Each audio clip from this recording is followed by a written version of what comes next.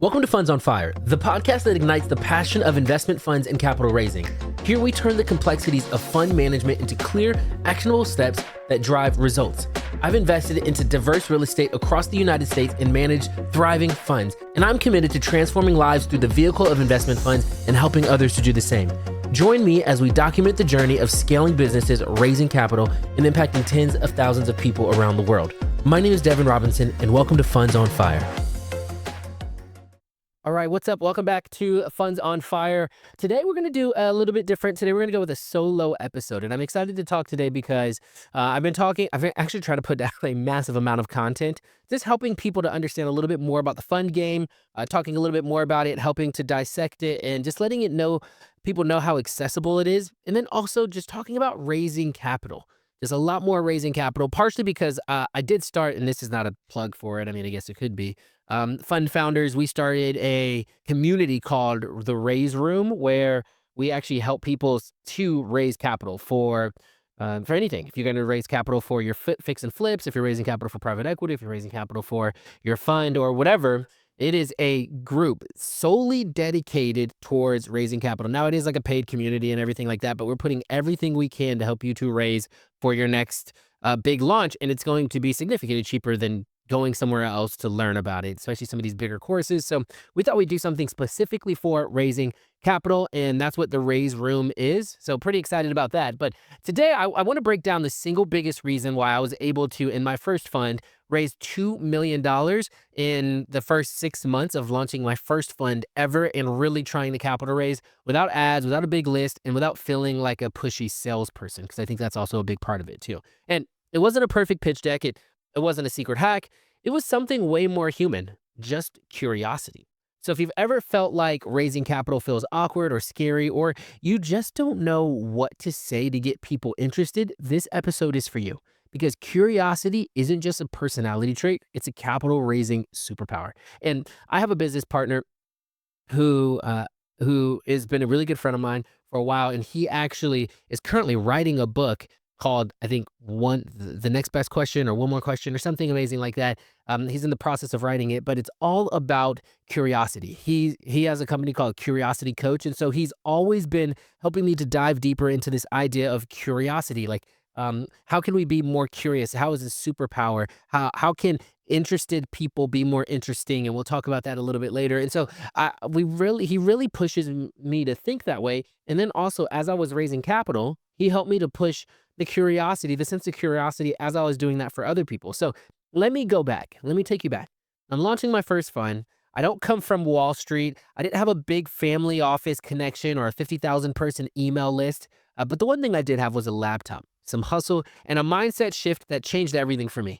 For 2 days straight, what I did was I sat down with my phone and my laptop. I remember pulling up Facebook. I remember pulling up my LinkedIn. I remember pulling up my Instagram. And I went through every single person I'd connected with on social media: friends, professionals, business owners, people I knew from church, sports, real estate, even old classmates. And I built a list of about 200 people. I mean, I'm talking people back from high school that I haven't talked to in forever. And honestly, the last thing you want to do is engage them with, "Oh, hey, I've got this really interesting investment opportunity. Would you like to invest in it?" That's not what I did. I didn't pitch any of them. Instead, I approached every interaction with genuine interest. "Hey, how's the family doing? I saw you just got back from Disney. I've been thinking about taking my kids. What do you recommend?" No sales breath, no weird pitch energy, just human to human curiosity. And I asked for advice. If it's something on LinkedIn, I saw that you just accomplished this in your company. I'm really trying to get there with what I'm doing right here. Tell me how you did it. Give me some goals. Give me some advice. What did you do? And people love talking about their accomplishments. And so that's what I did. As Carl says, interested people are interesting. And that was the play. When I become really massively interested in what they're doing, and I'm genuinely interested in it, I want to know those things, they then become interested in me. I'm now interesting to them. And so that's how the conversations led that way. So how do they lead to capital? So the framework I used was simple, repeatable, and most importantly, it was authentic. Step one, I started with them. I never opened with, "Hey, I've got this fund. I want to talk to you about it." Instead, I'd reference something personal from their social media, a shared memory, or a relevant compliment that I could do, or even something that they did that they met some sort of huge accomplishment that they would want to talk about. And then I ask for their advice or perspective. People love being helpful. I'd say things like, all right, you've done some amazing things with your business. I've been thinking about launching something similar and would love to hear how you navigated this. Or, you just got back from Costa Rica, right? My wife and I have been thinking about taking a trip. What do you recommend? Tell me about the travel. Tell me about the beaches you went to. Tell me about all those things. That small ask made people feel valuable. And then once they were, they engaged. And then step three was I let them become curious about me. They'd ask, so what are you working on? And that's when the elevator pitch came in. And I would say, something like, oh, I help busy professionals build wealth passively by investing in real estate without having to manage properties. Or, I'm currently helping people passively invest into deeply discounted real estate while getting double digit returns. And they're like, whoa, what? Tell me a little about that. And so that's when they leaned in. Wait, tell me more. Tell me more. Tell me a little bit about that. And from there, if the interest was real, I'd dive a little bit deeper. But this is where I can kind of separate people. Some people would go, "Oh, that's cool. That's nice," and then keep going. And then some people would be like, "Okay, tell me a little bit more." And that's how I gauge interest with my elevator pitch. I no longer told people, "Oh, I wholesale properties. Oh, I do fix and flips. Oh, I do this." I get them with that one little thing that if they're my people, it would attract them. It would make them lean in. It would make them interested. And a lot of times they would go, "Oh man, I've been thinking about getting into real estate. Oh, I've been wanting to do something like that. I know real estate is such a good thing to invest in, but I just never thought about jumping in." And so then people would dive in. They would want to, from there, then we can go, okay, you know what? Let me set up a call. I'd love to chat with you a little bit more about it. Or like, hey, let's get together and grab coffee, things like that. And if not, no pressure. I really want to preserve that relationship. And in a lot of cases, they circled back months later to be like, hey, I've been thinking about what you talked about. I've been thinking about this thing that it's been going on in my head over and over since the last time we talked. And so I do that with everything. When I go to conferences or something, people are like, "Hey, what do you do?" And I say, one of the things is I go, "Oh, I diversify Wall Street." And they're like, "What? What does that mean?" And then I'll tell them a little bit more about what that means. Or I go, "Oh, I help people to raise capital on autopilot and then scale and launch and scale investment funds." And then people are like, "Oh, that's really cool." Or people are like, "Oh my gosh, no way. I've been thinking about launching a fund. Tell me this, this, and that." And so it's been really cool to be able to have that conversation and learn and grow. And so now let me show you like how this curiosity paid off.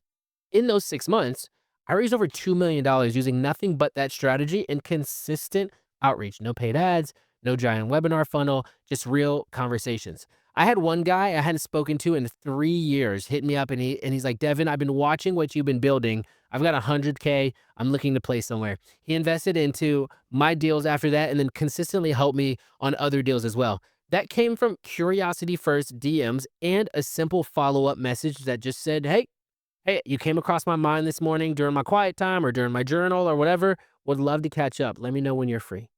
That message has opened a ton of doors for me and way more than any other cold email ever could because people are like, oh my gosh, okay.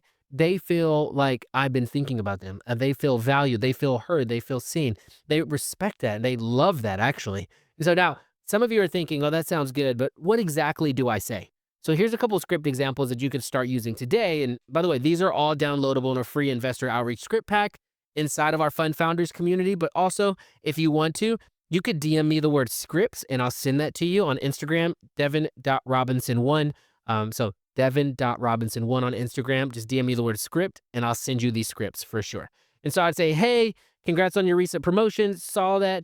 I saw the update and wanted to celebrate with you. I'm working on something really similar, and I think you'd have some really great insight on it. Mind if I run this quick idea past you? And so people would be like, oh, sure, I'd love to help you with it. And so then I would engage them on something real estate related, but not pitch a raising capital, right? If this is on LinkedIn, it would be very like, oh, I'm thinking of doing this in real estate, or I'm thinking of doing this. And if they are in real estate, then I'd say, oh, I'm thinking of doing this, but I'm having trouble with my team leading this way. I really want to be a good leader, this, or that. So I'd really contextualize it to what they're doing and then help them and then like people love to be able to help. Unless they're really big and really busy, then they're constantly bombarded by this. But if they're regular people that just have capital to spend or something, then they're really ready to do this. Now, something on like Instagram or Facebook, I'd say, yo, I saw this picture of you guys in Costa Rica. Y'all look like you had a blast. We're thinking of going too. You got any tips for us? And then once they asked about what we're working on, we drop the elevator pitch. Would love to hop on a call and walk you through what we're building. It's something I'm really excited about and thinks it aligns with what you may be into as well, if we get to the point where they're interested in that. And so that's where it's super important. So that's what I would say for you guys is I would challenge you that pick 10 to 15 people this week from your contacts on social media and reach out using any of these curiosity based scripts. Don't pitch them, don't force it, just connect. Let the conversation lead to some sort of capital conversation. And if that's like how I would engage with people on social media. So this is specifically when I went and raised capital, I organized it all. I put them on a spreadsheet and then I consistently followed up with them. And so many of them came later on down the road. So many of them came early on. And I actually had our SEC attorney be like, wow, you have no idea how rare this is. I think the statistic was 80% of blind funds like ours don't make it past $500,000, period, in their whole entire raise. And then also, I think it's also like 90% of blind funds like those don't fill their non-accredited spaces. In the first 6 months, we filled all of our non-accredited and raised $2 million. And so this really worked. I was just consistent. And then I had a really good elevator pitch that drew people in. I knew when to move on and then when to continue the conversation and then continue to follow up, continue to be genuinely interested in them, continue to have really good conversations with curiosity. And then from then, I didn't just say, oh, that's great. If they were interested, or even if they weren't interested at the time of investing, I would always, always, always ask if they knew somebody else that would be interested.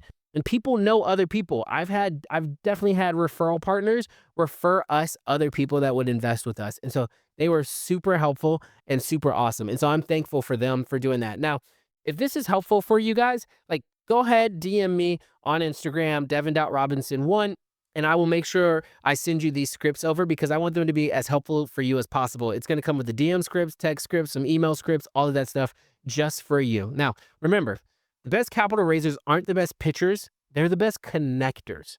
They ask better questions. They listen deeper. They care more. My mom always said, God gave you one mouth and two ears for a reason. Listen more than you speak. So lead with curiosity. It just might raise you your first $2 million too. This episode was helpful for you. Drop a review and share it with someone who's thinking about launching a fund. If you want to go deeper, join our Raise Room community where we coach you weekly on how to attract and close investors at scale. And until next time, to great success and greater impact. Peace. Wow, I hope you enjoyed that. I have a quick favor. If you've been enjoying the show, there's one simple way you can support us, and it's by hitting that follow button or that subscribe button on the app you're listening to. I want to level this podcast up in every single way possible, bringing you more value, incredible content and guests, and new strategies. Following the show and leaving a quick review goes a really long way in helping us to grow and continue to deliver top-tier content. It's the only free thing I'll ever ask you to do, and it makes a bigger impact than I can possibly put into words. So thank you for being a part of this journey, and I'll definitely catch you on the next episode. To great success and greater impact. Peace.